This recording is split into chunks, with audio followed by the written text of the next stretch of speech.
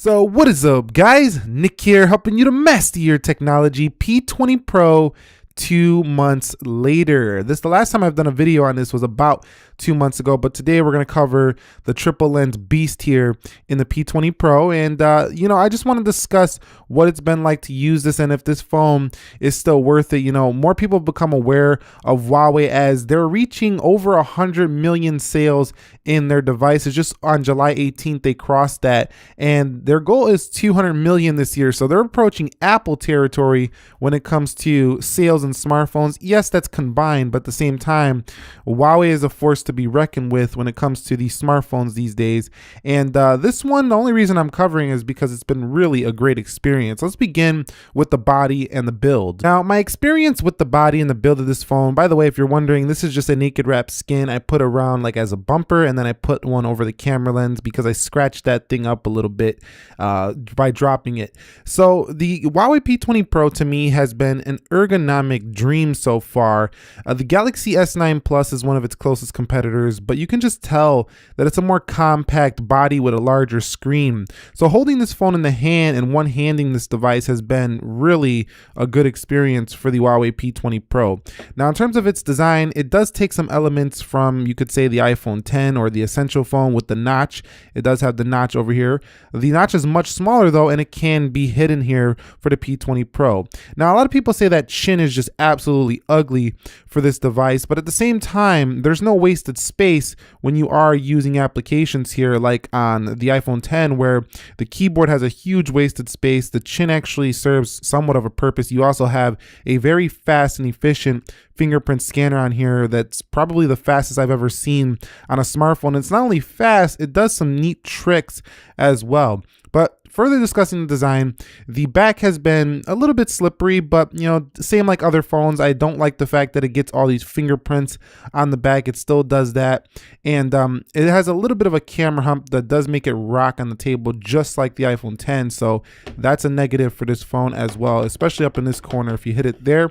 So other than that, the design has been compact and very nice, almost dropped it, very nice for a very large screen, because it just has a more narrow body and just like a shorter feel than some of the other competitors that it's going up against. Like I say, like the Galaxy S8 Plus, the S9 Plus, the Note 8. These phones just don't feel as compact with such a large screen like the P20 Pro. So that's my take on design after 2 months. And in terms of the build quality, it's held up okay. I think the camera lens, like I said, that's why I have a little sticker on here, or a little skin scratched a little bit too easily, but it does hold up about similar to a Galaxy phone or an iPhone. So no issues too much when it comes to the build.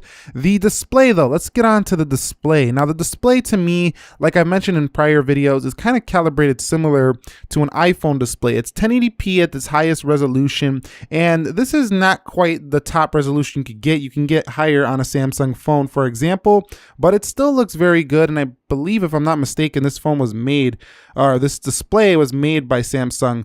But you can see that over here in color eye comfort, let's go here, you do have a natural tone mode, which basically is like True Tone for the iPhone, and you could change the color temperature to your perfect liking here with a little color wheel. So it does have quite a bit of customization when it comes to that display. On the whole though, the notch hasn't really gotten in the way too much, but Huawei is pretty forgiving, as you can go ahead and go into display, go into notch, and you can remove that notch if you don't like it, but it's a pretty small notch, so it doesn't really get in the way too much. Viewing angles are good, and YouTube, when you're watching YouTube videos, it doesn't cut off any of the YouTube video with the notch, or when you're reading, you don't get no cutoffs there as well. So flat display, no curves. So if you like a flatter display, you're gonna love the P20 Pros.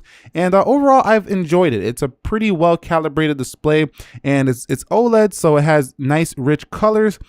It's probably not the sharpest. That's all you got to wonder about there. If you want to tack sharp like 2K, 4K, any type of display like that, it's 1080p, so just keep that in mind, but that does help the battery life. Okay, so discussing the software, we're talking about EMUI 8.1 here. If we go to System and I go to System Update, you can see EMUI 8.1.0, so that's Android 8.1.0. EMUI is actually a little bit, less in your face than prior versions. This is the best version of the software ever, and they got quite a few features, like you can do gestures here. If you go into system navigation, you have different options for gestures. You also have the ability to theme this display out by going into the battery. Let's go into battery, and you have darken interface colors here. There is a lot of other things going on in accessibility down here, like a one-handed UI. You can shift the screen down. So there is quite a few enhancements that you're not going to see in like a stock Android device. You also have motion control, split screen gestures. So with that software and all those features, how is the performance? And I can gladly say it's been great. The Kirin 970 AI chip in here, and mostly the 6 gigs of RAM is, I think, what helped this phone perform extremely well. Now, I do have the developer options on, and I do have animations down, so you can see it's going to look a little quicker here.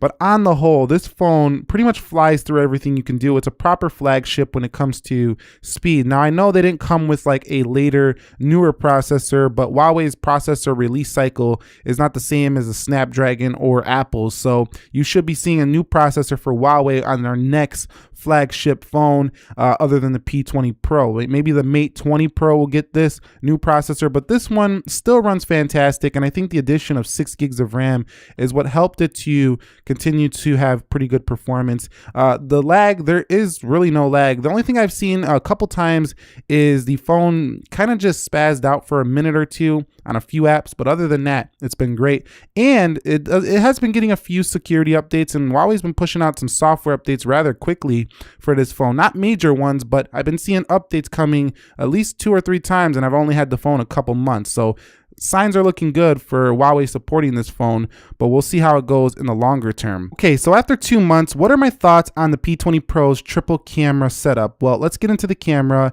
and take a quick photo of maybe the iPhone 10 here. Number one, this phone has very fast focus and very fast shutter speed. So you're not gonna miss any moments on the P20 Pro. That's a guarantee. Also, you're not going to miss any low light shots because the night mode over here on the P20 Pro is phenomenal. It can really pull in the details when it's really dark out. So if you're really into low light photography, you're going to love the P20 Pro. Now, also you do have portrait mode and video mode here, and you have more modes over here, tons of modes. Not all of them work fantastic. For example, the video doesn't work great on this phone due to no OIS in 4K, but 1080p video looks stellar. We do have panoramic modes, monochrome. Monochrome is this third sensor here, and I don't think this sensor is necessary. I feel like they should have put a wide angle. That didn't focus. I think we should have put a wide angle on the P20 Pro instead of a monochrome, but hey, it does the trick. If you're into B&W black and white photos, it'll do the trick there.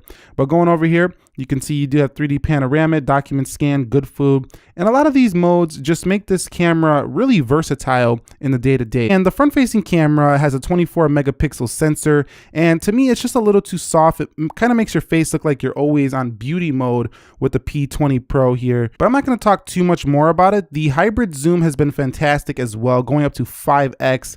Best zoom I've seen on a smartphone. It does get a little bit shaky at the 5x, but you can still get some incredible detail at that 5x zoom. So if you're looking for one of the best photography phones, this is probably up there in the best, if not the best. But video, not so much as the best video. You do have some filters up here, some motion photos, which is kind of like live photos on the iPhone, and no expandable storage for these photos, but you do get at least 128 gigs here for the P20 Pro. Take a look at these samples, both front and rear, to decide if this is going to be, the camera setup that you want to go with in your next smartphone.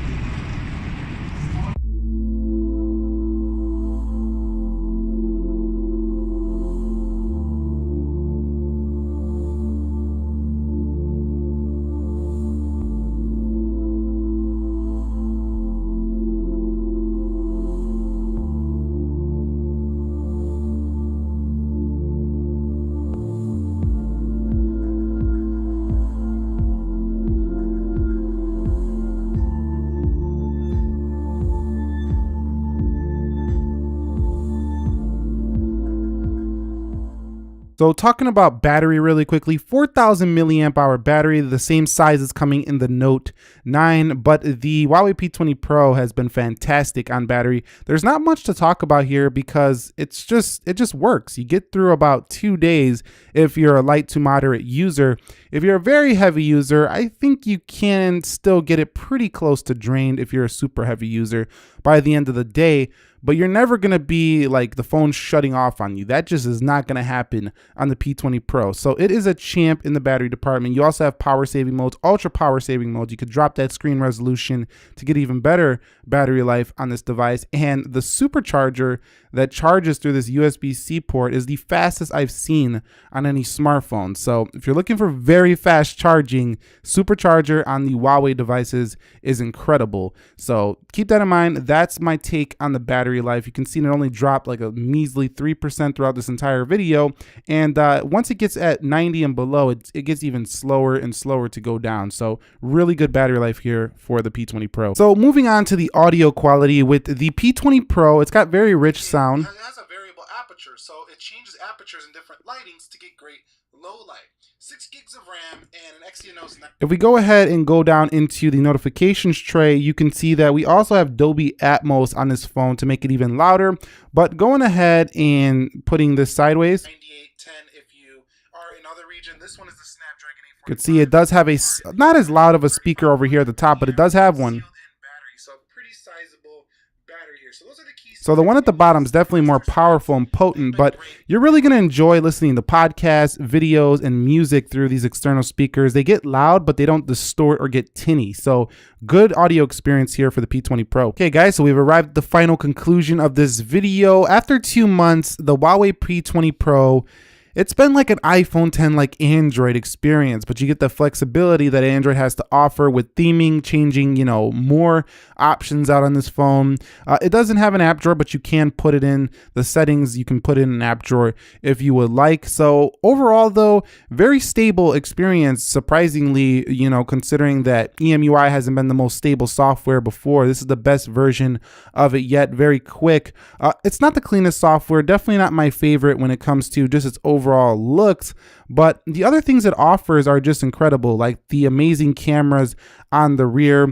The compact form factor, the ergonomics of this phone is what really has sold me on this device, and the fact that it has a very fast face unlock and fingerprint scanner are nice additions to this phone. I don't like the fact that it rocks on the table. I don't like the fact that it gets, you know, fingerprints all over the place, and I don't think it has the best design. I think that the chin could go away and make this an all-screen phone. That would be an even better design. And this Huawei logo right here didn't have to be there in my opinion, but it's there. But other than that, it's definitely giving Apple and Samsung a run for their money for one of the best flagships. It is very unique. It just feels different from using your typical Apple, Samsung, and Google experience. So if you're tired of those type of devices or you use those and you want something different, but you want something that's at that level, if not better in multiple areas, the P20 Pro will suffice. And that's my experience 2 months later with the P20 Pro. Not a perfect phone, but a really good offering from Huawei this year, and definitely a true flagship. So if you have any questions, comments, concerns, be sure to drop them